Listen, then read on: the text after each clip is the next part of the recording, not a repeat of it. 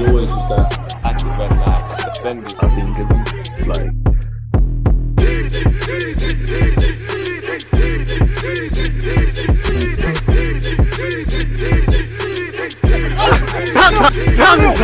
people deluded. I'm back again. Come on, Ian. Come on.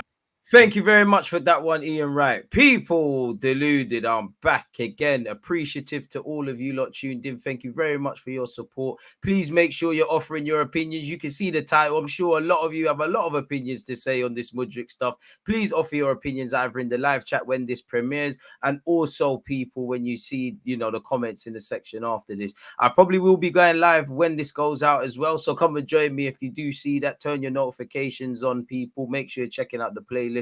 Tomorrow we're obviously playing Tottenham Hotspur. I'll be doing a watch along for such people, so join me from 3:30, an hour before kickoff, across Twitch and YouTube. Do make sure you're following on all of that. Now, before we get into it, I hope you're doing well and safe. I hope you're having a great weekend. I hope you're all in good spirits, and I hope you lot are fit and healthy, and I extend that to your loved ones. Now, boy, if you're a United fan, it's a lit weekend for you. Dealt with City, Liverpool lost. Arsenal, one of your pagans as well, has lost out on a player. Now, I can't lie, this weekend started great, man. It started great. But, boy, as you're seeing in relation to this Mudryk thing, it's a reminder that, as I always say, the dream is free, the hustle is sold separately. Don't let the headline and the title fool you. Nothing is secure until it's signed legally. And again, this long dragged out saga, which it seemed like we was getting over the hill with it hasn't really banged for us, really. And if you're a Chelsea fan, you're laughing. I can't lie, Mudryk, you see you better make sure you score 1 million goals every game. After all the verbal you was doing on social media, all the other things, and I see the thing you was doing on TikTok, kind of in the right place in that regard. But all the verbal you was doing, oh Lord, it's long for you in the season. You better make sure you succeed, boy. Please, in that regard, you better make sure you play well in every game for Chelsea. Because all of a sudden the data flips, boy. You've got 70 odd appearances to your name as a footballer. Played 44 times for Shakhtar Donetsk, and you're being sold for £100 million. And it looks like he's signing a 7-year deal. People, it's crazy. But anyways, we'll get into everything. First, the weekend started great. In the morning you saw Fabrizio Romano. It said, the only thing he missing here is Arsenal's always been Mudryk's priority, and you still hear that bandwagon about, people. New direct contacts will take place in the next few hours for Mudryk. Arsenal will discuss with Shakhtar about add-ons structure after 70 million bid plus 25 million euros. Arsenal want to get it done as soon as possible. Player insisting, personal terms already agreed. Now that was fantastic until Chelsea hijacked the thing. So that's how the day started, and obviously it's ending with Chelsea close to agreeing Mudryk deal. Chelsea are discussing terms with Shakhtar Donetsk for the transfer of Mykhailo Mudryk. Should a deal be agreed between the two clubs, then the Ukrainian international, who can operate as a winger or as a forward, will discuss personal terms with the Blues ahead of a permanent transfer. Now, you hope, small part of you hopes that, you always said your priority was Arsenal. This is the latest sort of, card being dealt in this crazy game for Mudryk. 1 minute Chelsea are out, then they're in. Who knows what really went on, man? Were Chelsea always ahead? Were Arsenal always ahead? Was, what was being presented in the public completely different to what was actually facts between Shakhtar, Mudryk and his advisors, Arsenal and Chelsea? Who knows, people? But, it looked like we was getting João Felix and Mudryk at one point. Chelsea did us over, really. So hopefully they play absolutely poor, and the rest of that. And just on the topic, on a serious note, as I said, agendas are going to have to agenda. They would, people liking him to Vinicius Jr. and Mbappe. He's nicknamed the Ukrainian Neymar. I need to see Neymar stuff. But on a serious note, people, it seems like several news outlets have been briefed on this Mudryk news. So it's not over to the fat lady sings, but it seems Chelsea are moving at pace, and he more or less is a Chelsea player. You're seeing all the antics being done on Chelsea's social media platforms. As it says, as I always say, the dream is free, the hustle is sold separately. And obviously it is a crazy fee considering Mudryk has just emerged as a talent. It's great business for Shakhtar Donetsk. They've put Arsenal and Chelsea against each other in what's going on with Ukraine and Russia, and the knock-on effect that has for Shakhtar financially, which seen several of their players depart. It's obviously a big fee that they can reinvest and then some. I'm sure, regardless of what Chelsea are paying or what we're not, the structure are more favourable in terms for Shakhtar, the variables and all of those things. So it probably just makes sense, really. They've done a good job. Chelsea are happy to spend. They've shown that they've hijacked, and where they went wrong for Jesus, Richarlison, and Rafinha, fourth time lucky for them. And there's crazy amount of attacking players at Chelsea at this moment. People seems like everyone was taken around the houses. Mikel Arteta's got to be frustrated, on a regular basis. I know we all work in collaborative operations with each other, but he keeps saying it's a job for Edu and things like that. The critics will say it's another deal, despite what Edu's done quite good in the last 2 summers in particular. They might say it's another one where we've just not got over the line with Pedro Neto, with Douglas Luiz, with Mudryk, with Vlahovic, or so on and so forth. Obviously, a year ago, this was a big period as to why our season went left or right, depending on where you look at things. We need bodies. Would have been lovely to bring someone on against Newcastle. We need people with potential. So it is what it is. Unfortunately, the harsh reality of it is, okay, as much as, we could talk about Mudryk signing for Arsenal, need to get on with it. What's the backups? At one point, it looked like Real Madrid were about to get Kylian Mbappe and Haaland. Spanner got thrown in their works. These things happen in football. These things happen in the transfer market. And as we discussed probably 50 videos ago, such as what we've done with Mudryk, people spoken about with Mudryk, at some point, Arsenal need to be prepared for every eventuality, that he says he doesn't want to leave, that he goes to Chelsea, and who are the backups? Who knows, people? We've been linked with Asu Fati, Ferran Torres, Memphis Depay, with, Rafinha, with their inconsistent form and the stuff surrounding Barcelona. Are these opportunities? Some might point towards Trossard, for example, with what's happening with him at Brighton. Not that Brighton needed him today. They beat Liverpool 3-0.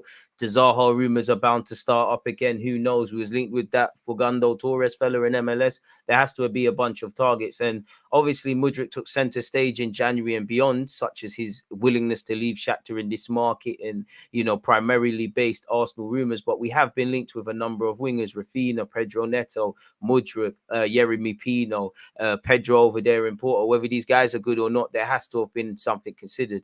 As I was saying, the critics will say it's another big money deal. Edu hasn't quite got over the line and it leaves us short. Just a few hours ago, they were saying Mudryk's hopeful he plays against Man United.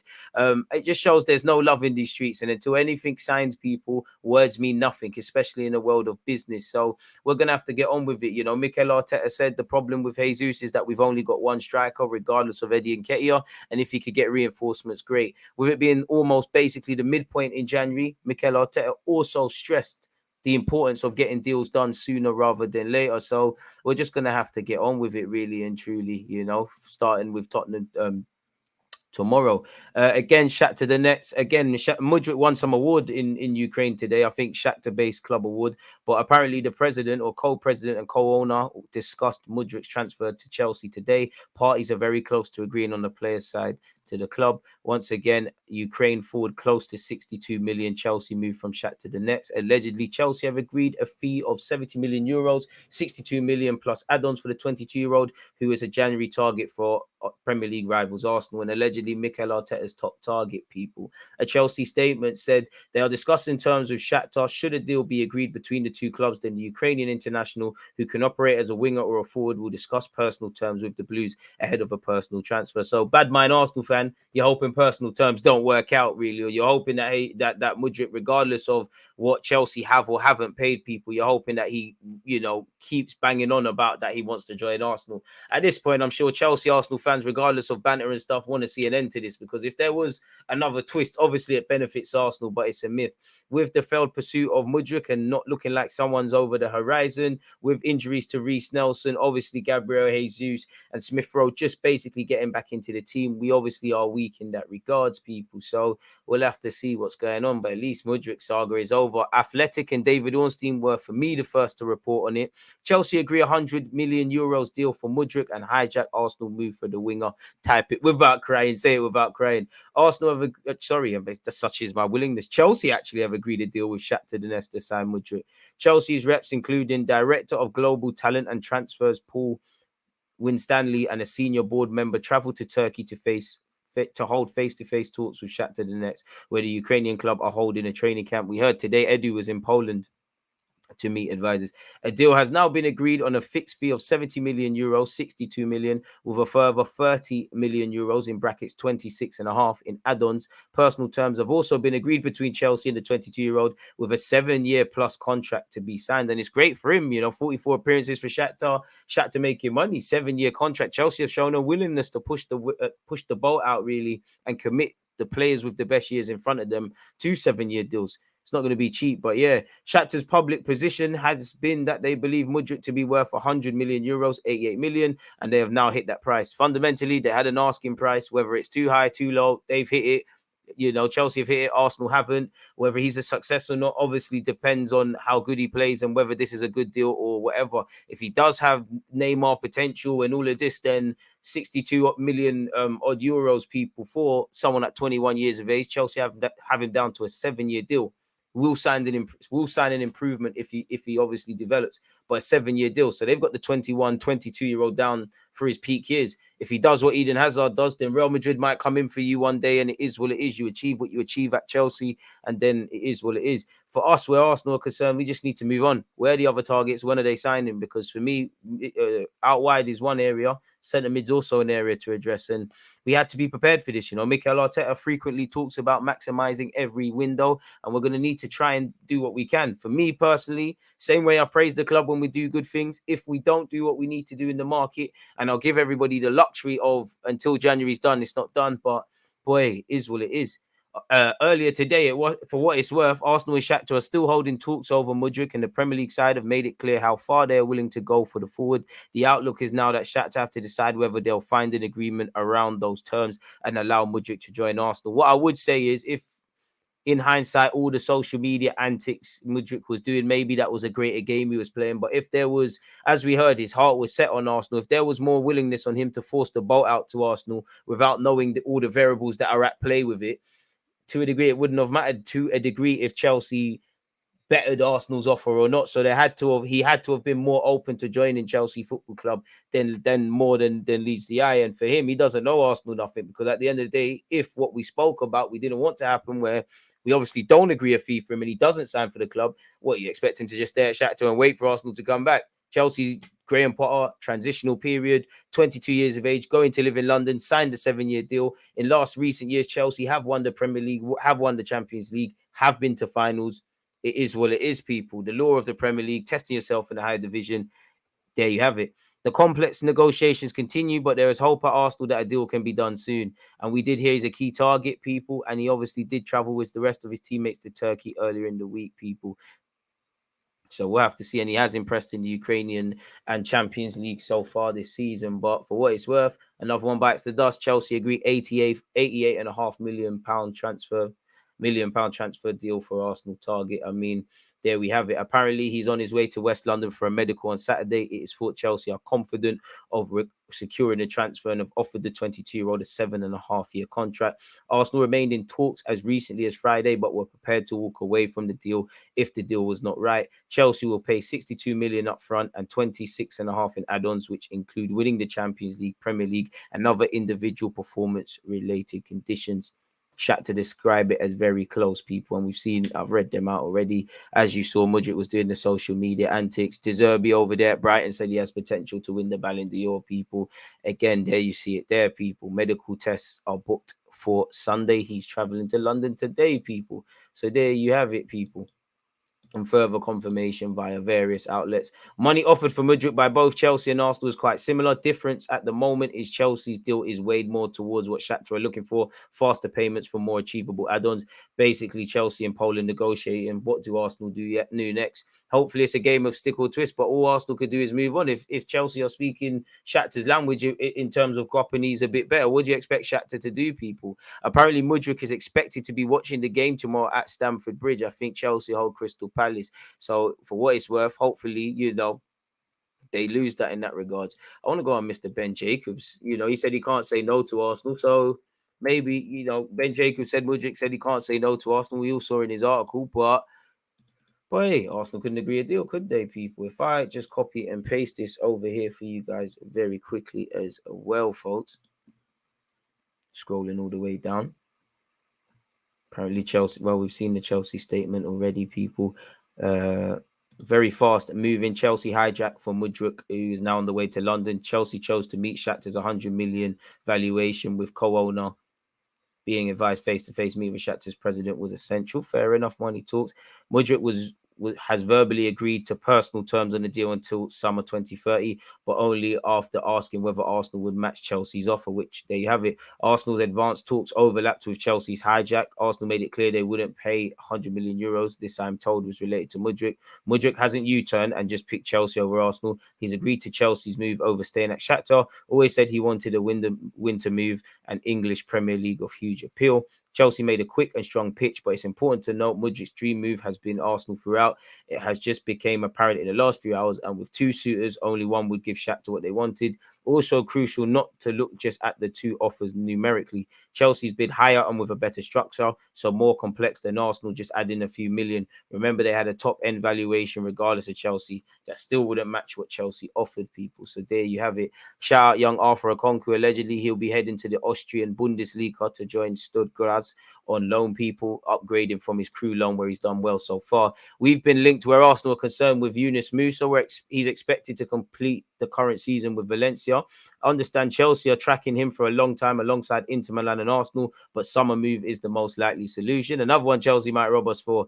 Arsenal could not guarantee 100 million for Mudryk, but this was always Shakhtar's position. Shakhtar made it clear to Mudryk that this was their position, so they told him that if he didn't accept the move to Chelsea, he would not be able to move. So it was a winter move or nothing, where, you know, Shakhtar have gained, we've lost. Depay is also available, people. Memphis Depay will leave Barcelona in January. The decision has been made. He'll try a new experience if all goes to plan. He has been linked with Atletico Madrid. Negotiations with Atletico Madrid are ongoing. Memphis open to joining Atletico. Still not agreed between all parties. Once again, allegedly, Dan Juma has arrived in the UK to hold talks with clubs about a loan move away from Villarreal. Maybe this is something Arsenal look at. I'm not really feeling it, but allegedly, you know, he's in London, he's in England, sorry, to hold talks about such. A number of teams from the Premier League and elsewhere in Europe are interested in the Netherlands international, who joined Villarreal from Bournemouth in 2021 and is under contract there until June 2026, people. We've been linked with Luis Enrique. I think he plays for Betis, people. He's a 22-year-old winger. Again, the common denominator being he is a winger, so maybe this is an area we look at. It doesn't specify anything else beyond that, people. Apparently, Enrique only cost around 8 million euros, and Betis have him signed on a 6-year contract. So they have, you know, a strong negotiating hand where it comes to selling someone mid-season. So we have to see how that develops. We've been linked like clockwork with Rafinha again. After losing Mudryk, destined for Chelsea after the evolution of the last few hours, Arsenal is looking for possible alternatives. Among Edu's polls, one also stands out against the Brazilian from Barcelona's Rafinha, now someone we tried to get. The latter was a goal of the Gunners in the summer, but then chose Barcelona. Apparently contacts have been made in the last few hours to understand the possible feasibility of negotiating still without any offers. I mean, he's got an inability to play on the left-hand side. I mean, we did want him in the summer, so fair enough. Would the 26-year-old want to give up already on his Barcelona dream? Are Arsenal gonna put up what Barcelona want? Is it right to react in that sort of stature? You know, it wouldn't make sense really to bid 55 million or anything close to what they paid in the summer. If you can get him on loan with favourable conditions, then fair enough. Fundamentally, Arsenal are just going to have to move on. It's as simple as that, people. You know, credit where due to Chelsea. They've put the money down. We'll have to see in the Premier League if he is a success or not. Please make sure you hit the like button. Let me know your opinions. Make sure you're turning on your notifications, people. A bunch of videos will probably come out the next time you check out my channel. I'm watching Tottenham Hotspur against Arsenal tomorrow at 3:30 p.m. So make sure you join me. Most importantly, stay blessed, stay safe. Let me know your thoughts, and I'm out. So there's always just that active red light, defending. I think it's like